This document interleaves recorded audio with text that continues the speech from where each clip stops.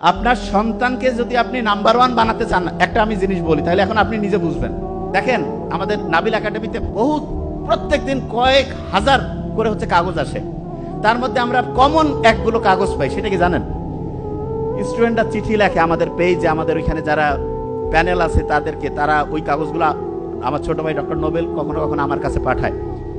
তাদের যে চিঠিটা লেখে, সেই চিঠির সামারি যদি করি, সংক্ষেপে যদি বলি, কিরকম যে আমি এই সমস্যায় আছি, প্রত্যেকের সমস্যা ভিন্ন, শেষে একটা কমন জিনিস আসে। বিশেষ দ্রষ্টব্য দিয়া লিখছে 2 পৃষ্ঠায় যে আমি যে সমস্যা বলছি এইটা কোনোভাবে যাতে আমার আব্বা আম্মা না জানে।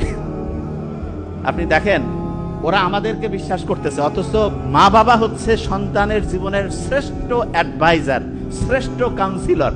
মা বাবা যদি ঠিক হয় অ্যাডভাইজার হিসাবে, কাউন্সিলর হিসাবে, আমরা যারা কাউন্সিলর হিসাবে আলাদাভাবে এই যে আমরা টাকা নিয়ে দিই, দেখেন আমরা কিন্তু ফ্রি দিলাম সেটা অন্য, কিন্তু নর্মালি কি হয়, যে কোনো আপনি দেখাইলেন একটা ফি নেয়, অথচ মা বাবা হচ্ছে সুপার অ্যাডভাইজার, সুপার কাউন্সিলর।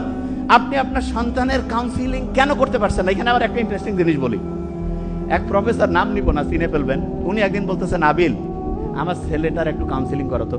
আমি বললাম, স্যার আপনি তো অনেক লক্ষ লক্ষ মানুষের কাউন্সিলিং করছে। কয় আমার বেটা আমার কথা শুনে না। কেন?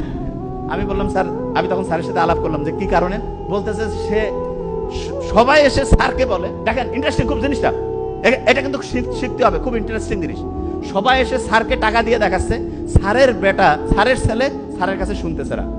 আমি বললাম, স্যার কারণটা কি আপনি ধরতে পারছেন? বলছে বুঝতে পারতেছি না। আমি বলছি সমাধানটা আমার কাছে আছে। বলছে কি সমাধান? দেখেন, বুঝতে পারবেন। দেখেন, আপনি চিন্তা করেন, এখন আপনি একটা ইন্টারেস্টিং জিনিস দেই। আপনি অভিভাবক, দেখেন খুব ইন্টারেস্টিং।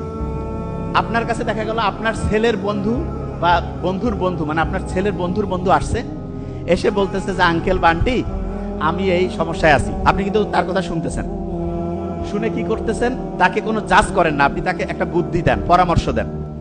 আবার ওই আপনি যখন আপনার নিজের ছেলে মেয়ে এসে বলে আমার এই সমস্যা, হ্যাঁ তুই আমার বেটাই হয় এরকম করছিস, আমার বেটি হয়, তোর খেয়ে ফেলাবো আজ, এই যে জাজমেন্টাল হই, তখন দেখা যায় ছেলে মেয়ে নিজেকে নিজের বাবা মার কাছে সবকিছু বলতে চায় না।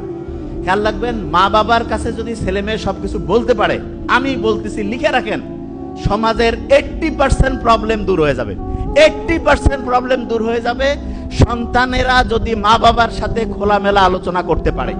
একদম বন্ধুর মতো মিশতে হবে। তো অনেকে বলে আমি তো বাপ মা, আমি তো সন্তানের সাথে বন্ধুর মতো মিশি। কিরকম বন্ধু? খরক বন্ধু। দেখা যায় সন্তানের ভালো হইলে আসি, যে কোনো খারাপ কিছু হইলেই এই তুই এটা করছিস, এত বড় ভুল করছিস, তোর শেষ। তোর আব্বা আসুক, তোর আম্মা আসুক, মানে আব্বা আম্মাকে বলতেছে, আম্মা আব্বাকে বলতেছে।